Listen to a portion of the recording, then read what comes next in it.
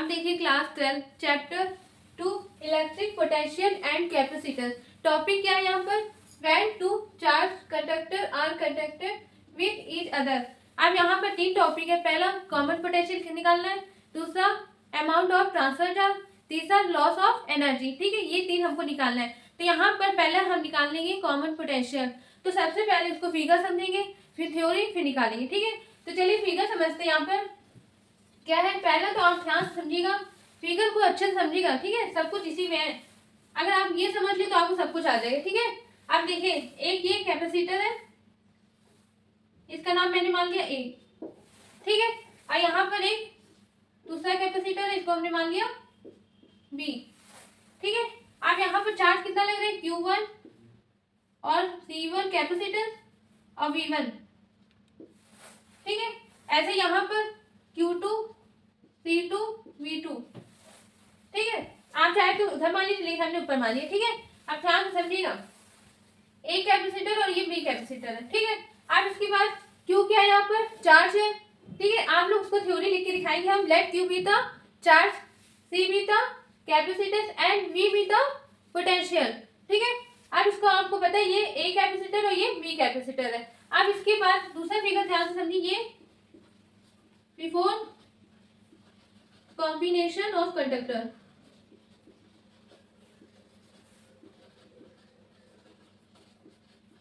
ठीक है, अब इसके बाद ध्यान से समझिएगा, ऐसा ही बिल्कुल सेम डायग्राम बनाएंगे यहाँ पर। ठीक है, इसमें कुछ डिफरेंस दिखेगा आपको, ध्यान समझिएगा। ठीक, आप ध्यान समझिएगा Q1 और यहाँ पर देखिए कैपेसिटर जो है, तो C1 भी इसमें सेम होगा, C2 भी इसमें सेम होगा। तो यहाँ पर पहले लिख लेते C1 और C2। ठीक है, अब इसमें हमने क्या किया, इसको तार से जोड़ दिया। ठीक है, कांटेक्ट कर दिया। ठीक है, आप ध्यान से समझिएगा। अब इसके लिए कैपेसिटर जो है कम तो हो नहीं रहेगा, छोटा बड़ा। जैसे आप तार में पॉजिटिव चार्ज जोड़ते होंगे, मतलब तार जोड़ते होंगे, तो वहां पर क्या पंखा छोटा बड़ा तो हो नहीं जाता है, तो सेम रहेगा ना पंखा। वैसे वैसे यहाँ पर क्या है, कैपेसिटर भी क्या रहेगा, सेम रहेगा। तो C1 और C2। ठीक है, अब ध्यान से समझिएगा, यहाँ पर चार्ज क्या होगा और V क्या होगा, डिफरेंट दिखेगा। क्या दिखेगा, अब यहाँ पर जोड़ने पर जो हमने तार जोड़ा है, ध्यान समझिएगा, जो तार हमने जोड़ा यहाँ पर क्या भी हो जाएगा, कॉमन हो जाएगा। ठीक है, कॉमन पोटेंशियल V यहाँ पर क्या है, V is also known as common potential. ठीक है, अब इसके बाद Q1 था पहले, तो यहाँ पर Q1 डैश हो गया और यहाँ पर Q2 डैश हो गया।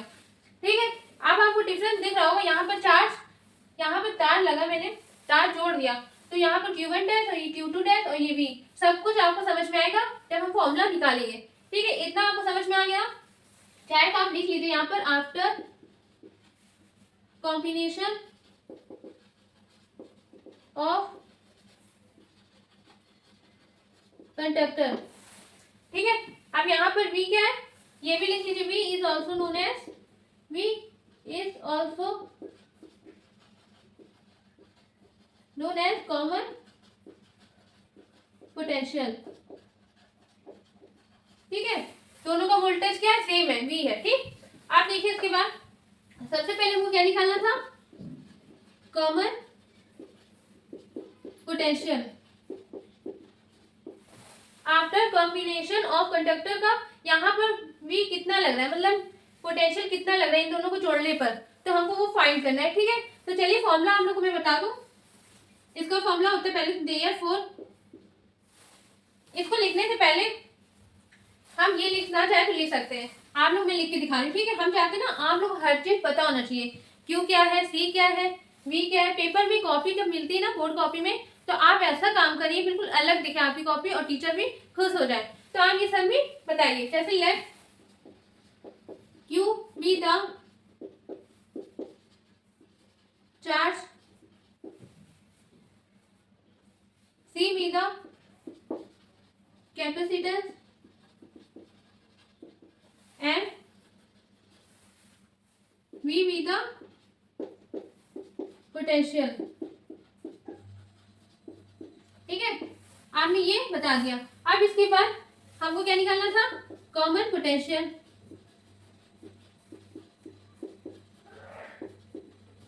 ठीक है, तो कॉमन पोटेंशियल निकालने के लिए फिर क्या लिखेंगे, therefore after combination of conductor. अब इसका फॉर्मूला क्या होता है ध्यान से समझिएगा। कॉमन पोटेंशियल का फॉर्मूला मैं बता रही हूँ, ये आपको याद करना पड़ेगा।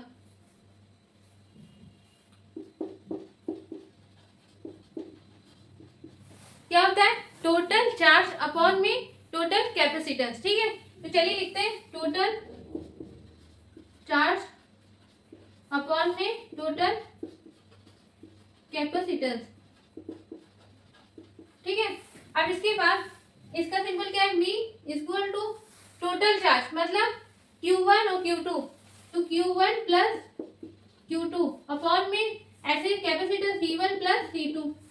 ठीक है, अब इसके बाद V इक्वल टू, अब आपको ये पता चलना चाहिए C1 V1 और C2 V2 ये कैसे आया, आपके मन में आ रहा होगा ना। आप लोगों ने फॉर्मूला पढ़ा होगा Q इक्वल टू CV, तो यहाँ पर लिख के दिखा दीजिएगा Q इक्वल टू CV। अगर आप Q1 के लिए लगा रहे तो C1 इंटू V1 और अगर Q2 के लिए लगा रहे तो C2 इंटू V2। ठीक है, अब आप लोग को अच्छे से समझ में आ गया होगा। तो फॉर्मूला हमारा क्या निकल गया है? V equal to C1 V1 plus C2 V2 upon में C1 प्लस C2। ये कॉमन पोटेंशियल का फॉर्मूला निकला है, मतलब इतना लग रहा है। ठीक है, अब इसको अच्छे से आप लोगों को समझ में आ गया होगा। इसको कम से कम 2 बार प्रैक्टिस करेंगे, बहुत सिंपल है। इसके बाद हमको क्या निकालना है? Amount of transfer charge. ठीक है, पहले इसको अच्छे से नोट कर लीजिए, ग्राफ करके फिर हम निकालते हैं सेकंड पॉइंट। अब देखिए क्लास आप लोग ने नोट कर लिया होगा। अब इसके बाद सेकंड पॉइंट क्या है? Amount of transfer charge. ठीक है, अब यहाँ पर कैसे निकालेंगे ध्यान से समझिएगा। ये 2 कैपेसिटर है। ठीक है, अब क्या किया? इसको हमने जोड़ दिया, तो यहाँ पर जो चार्ज है इसमें ट्रांसफर हो रहा होगा। पहले था, मान लीजिए यहाँ पर पहले था 10 कॉलम। ठीक है, अब ये तार से कुछ चार्ज क्या होगा, वहां पर कितना हो गया? 7 कॉलम। ठीक है, तो कितना चार्ज ट्रांसफर हुआ आपको ये फाइंड करना है, तो वही चीज हमको निकालना है। ठीक है, तो यहाँ पर अगर हमने 10 कॉलम माना था और वहां पर 7 हुआ तो कितना लगा? तो ठीक, कैसे हमने पता किया? Q1 डैश माइनस Q2 ऐसे हमने एज्यूम कर लिया। लेकिन यहाँ पर पहले क्या था? Q1 और यहाँ पर क्या था? Q1 dash. तो इसको निकालने का तरीका क्या है? ट्रांसफर चार्ज का formula, transfer charge equal to Q1 minus Q1 dash. अब ध्यान से समझिएगा, Q1 कितनी है उससे ये छोटी होगी। ठीक है, तो इसलिए यहाँ पर कितना ट्रांसफर हुआ हमको ये निकालना है। अब देखिए आपको अच्छे से मैं बता दूं, इसको हम बोल सकते हैं एक तरह से डेल्टा Q। ठीक है, हम माइनस कर रहे हैं Q1 से Q1 डैश। ठीक है, अब ध्यान समझिएगा, Q1 के लिए वैल्यू अलग लिखेंगे, Q1 डैश के लिए वो समझ लीजिए। यहाँ पर ध्यान समझिएगा, Q1 के लिए आप लोग ने पढ़ा C1 इंटू V1, पीछे पढ़ा ही था। ठीक है, अब यहाँ पर अगर Q1 डैश निकालने को कहा जाए तो यहाँ पर क्या है? C1 तो सेम है। ठीक है, लेकिन यहाँ पर क्या V1 अलग है? V1 V2 नहीं, V क्या है? सेम है, कॉमन पोटेंशियल। ठीक, तो इसके लिए ये फॉर्मूला लगेगा और इसके लिए। ठीक है, अब ध्यान से यहाँ पर देखिएगा, C1 V1 माइनस और C1 V।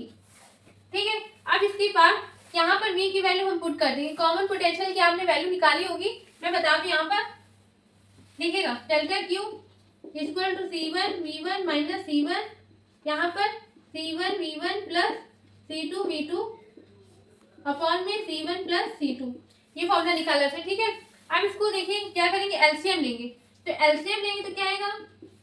C1 plus C2, यहाँ पर C1 V1 minus C1 bracket के अंदर C1 V1 plus C2 V2 upon में C1 upon C1 plus C2।